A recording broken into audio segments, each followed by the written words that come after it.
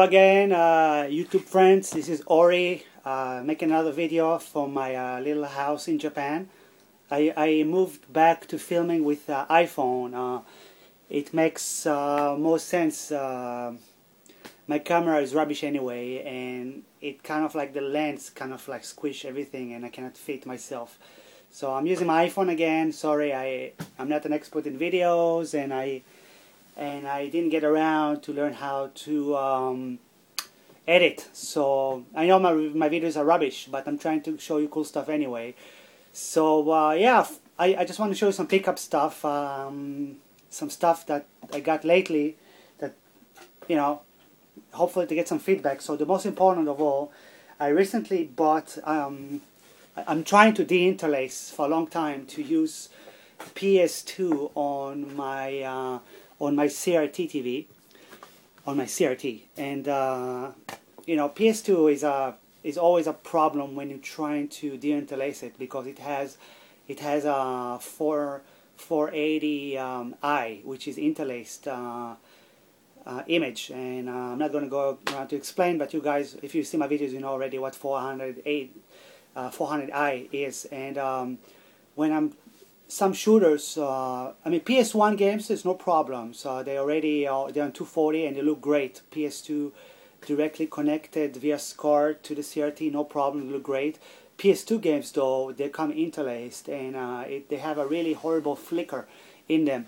And since the Sun Trinitron the CRT, the PVM does not have a deinterlace option, I first tried to connect it to my Emotion, my Extron Emotion, which works great. I mean, Emotion works great with Xbox and Dreamcast. It works really nice. It gives you a nice 240 image. The thing is, PS2 does not work with the Extron Emotion. It's just the Emotion would not take interlaced image. So my only option was to get the Extron 580. It's a remote deinterlacing. It does deinterlacing, even though from what I understand from Fagin-Harris, it's not supposed to do it, and it was not meant for that. But this is like a remote something. It's called a remote control unit, a remote interface. So I'm not sure exactly what you're supposed to do with this originally. All I know it's supposed to deinterlace the image. So I got it for $30 on eBay, which is a pretty good price. Unfortunately, when I connected to the PS2, it did not. Well, my setup is PS2 connected via SCART to the Sync Strike, and then the Sync Strike give us a VGA signal. And then you can connect it there, and once I connect to my TV, it still have the same interlace problem. I mean, basically, this does not work with the PVM. I'm not sure exactly if it's the PVM's fault, even though Fagin-Harris told me it's most likely it. And again, this Extron 580 is not compatible, according to Fagin-Harris, with all the TVs. So I guess with the CRT, it is not compatible because it still gives me interlaced image. And I think On the Fly or Stuff Wrote, I'm not sure which one of you guys, but if you're watching this video, I think On the Fly, you guys also Extron 580, and I know you might have a PVM. So if you can just control test for me and check out if your PS2 works. I have a Japanese PS2, so I don't know if it makes a big difference, but if anybody has a PVM and an Extron, let me know if you guys have got it working or not, or might be the problem. I mean, if it's not the PVM, and most likely it's not compatible, but with the PVM, if the PVM is not the problem, maybe SCART connection does not match very well with the PS2. Maybe I know I have for example, I know I have a Super Famicom. When I try to use it with a SCART cable, with a Euro SCART cable, it does not work really well. I mean, the image is, the colors are not correct, and it's very dark image. So I don't know, maybe the Super Famicom do not give enough power to this card or some reason. Maybe it works great in Europe, but the thing is, I think with the Japanese Super Famicom, I think the output of the plug itself, I mean, the hole that the Super Famicom has is configured differently than the European or American Super Nintendo, and maybe it does not power up this card at all. I mean, and that's why I get a very dark image. So I'm using, for the Super Famicom, I'm using S-Video cable, which gives me a great image. I mean, it's a lot better than what I get with the RGB. I have two RGB Super Famicom cable, Super Nintendo cable, and they're not working very well. So to get back to the point, I mean, maybe Japanese PS2 does not work really well with SCART connection, and the SCART is the way to connect it with the sync strike to connect it to this guy, and I'm just very disappointed. I mean, I've been trying to deinterlace games like Ibarra or Raiden 3, or there's a whole bunch of shooters that PS2 got that I really would like to deinterlace and play it. Again, the Mosha works great with the PVM, so maybe it's incompatible. So if anybody knows anything about it, except the Faginaris that told me my TV is a piece of shit, which is not, so let me know. I mean, I think on the fly. I mean, if you see this, test it. I want you to test it like I did, PS2 to do a PVM, and let me know. Otherwise, I got some cool games. You know what? I'm saying that I'm not picking up any games. Bullshit. I mean, I'm not picking up games anyway. There's still games out there that are worth playing. You know, so games that I got lately. I'm going to try to be brief about them. I got a PC Engine game that one of the last one that I'm going to get pretty much is Terra Cresta 2. I found it for a decent price. This can go for a pretty high price. Don't ever buy it if it's above $8. I bought it for around $80–90, which is extremely expensive. But it's one of the last shooters that I'm missing on the PC Engine, except Sylphia and Sapphire, which I have on a burned CDs. Unfortunately, I cannot find them for a reasonable price ever. So Terra Cresta, it's not the best of games. I played just a little bit. I cannot really review it, tell you what I think about it.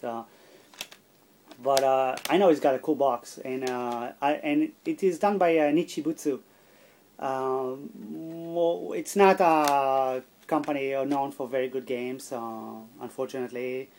But yeah, I mean, this is a rare game to have in your PC Engine collection for you guys that are crazy like me about PC Engine. So I'll review it one of these days. But yeah, it's pretty expensive. I got it for a decent price. Got that for like almost $90. Very expensive. So I would not recommend anybody to get it.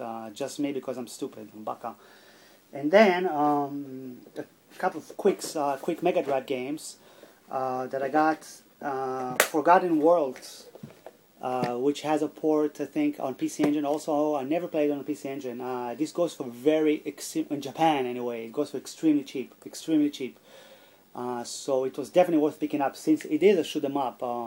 If you play games like, I mean, there's a couple of games that are similar on a Mega Drive that you have like a guy flying. It's a shoot 'em up, but it's like a guy flying. So, there's a couple of games that I got. I forgot the name even. Man, I'm a piece of shit. Anyway, this game is great, bang for the buck. It plays really great. I mean, it plays actually better better than arcade stick. It plays really great with the little controller of the Mega Drive. And you just fly around. Middle button is to shoot. Right and left buttons are to rotate your shooting. Left and right. You can see it playing behind me.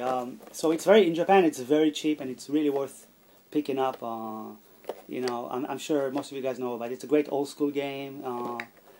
You stop playing it and you fall right into the action. So it's a good mindless game. A second game that I found here in Japan, actually, I used to love this game when I was young, and I got it in France one day, and I really got hooked by this game, and I saw it here in Japan on a European version, I think, or is it either American or European? I'm not sure which version it is, but anyway, this one I think is region free. It is region free because it plays no problem on the Japanese Mega Drive. I took out my modded Mega Drive, and left it on Japanese and it worked immediately. So I'm not sure if it's European or American, but I guess it doesn't matter. But it's a foreign version. It's not Japanese. But I found it here in Japan, completely new. And it's called Star Control. Most of you, I don't know if you guys know it. It's an old school game. It's one of the first kind of like real-time strategy game. Of course, single player. There was no internet back then.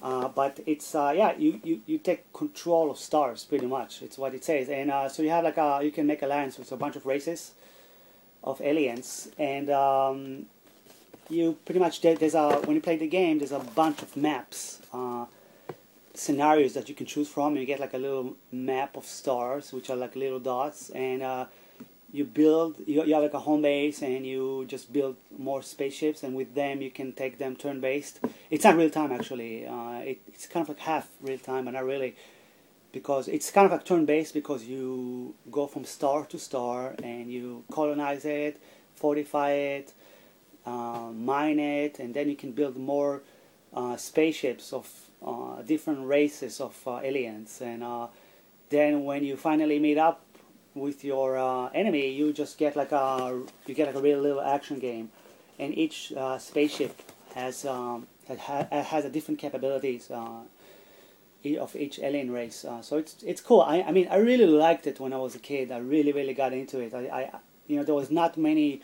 kind of like strategy games out there. There were the excellent Populous and Populous 2, which are fantastic, and then there were like some, there were not many. And when I played this one, I really liked it, and I picked it up again to see if it hold the time, if it's still good, if its ass is getting better like wine. And it's not. It's like comparing to modern games, it's not, but it's still fun to pick up, especially for memories. And I was glad to get it like brand new, and it's good memories, so why not? I mean, I'm sure I'm gonna get into it back.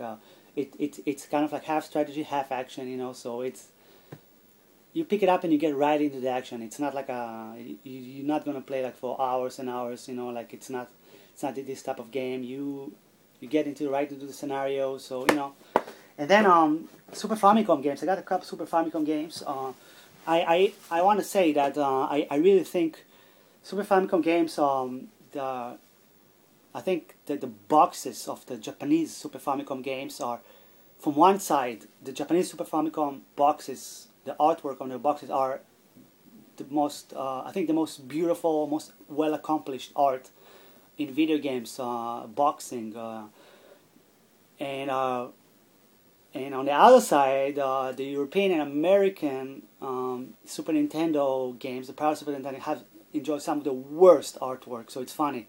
It's kind of like the best and the worst, because the Japanese, art. Again, they were commissioned for really good artists in Japan. I don't have no idea why they didn't use the same artwork in the Super Famicom games when they were imported abroad. But they enjoy the best graphics on the boxes, and it's a cardboard box, so it deteriorates the most. Super Mega Drive games also have great artwork, and it stands the test of time. It's like a video cassette box. Super Famicom game, unfortunately, they're on boxes stores, so they're very fragile and they don't stand the test of time that well. You have to be really careful with them, but that's why I'm trying usually to get like a complete box, because it's really worth it. It's so beautiful, and from outside, American and European games look horrible. The artwork is terrible. So yeah, so I got a couple of games boxed, really nice condition. The first one is Magic Sword. Just look at this beautiful artwork. It's a port of arcade games. Those of you on my age, early 90s, this game was on the arcade all the time. Capcom game, classic Capcom game. It's got really beautiful artwork. Look at that. All these characters are your. You got a knight and a caveman and a bishop and a ninja and a flying lizard and a thief. All these characters, they follow you along the game. It's an action-packed game. You fall really quick into the action. You have 3 continues. Along the game you get a bunch of keys and you can open doors. Out of some of them comes possible followers every time you can pick up one of these guys. And the cool thing about this game, I mean, it's really action packed.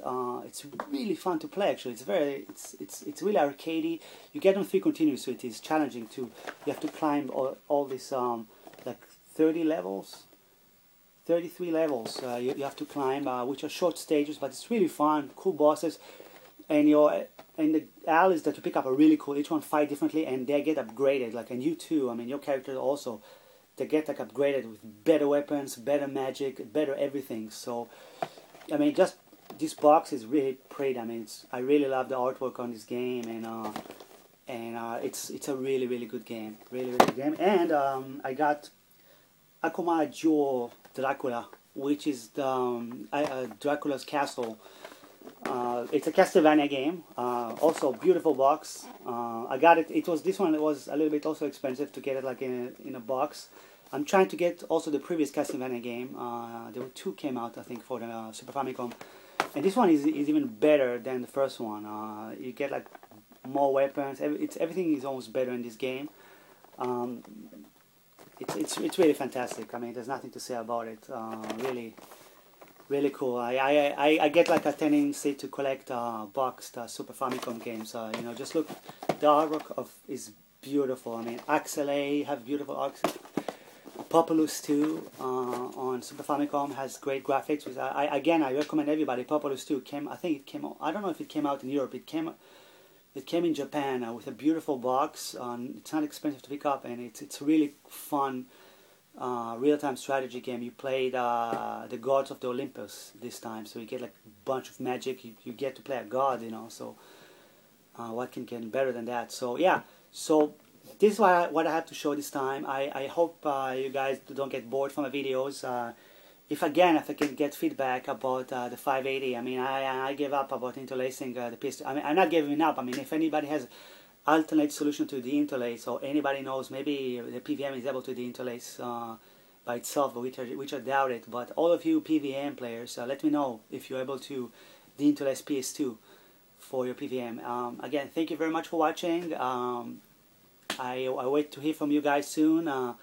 One of my guys, subscribers that I am in contact with, is supposed to visit me, visit Japan soon. So I hope to do a video with him, going through Akihabara, trying to find dig up some finds there.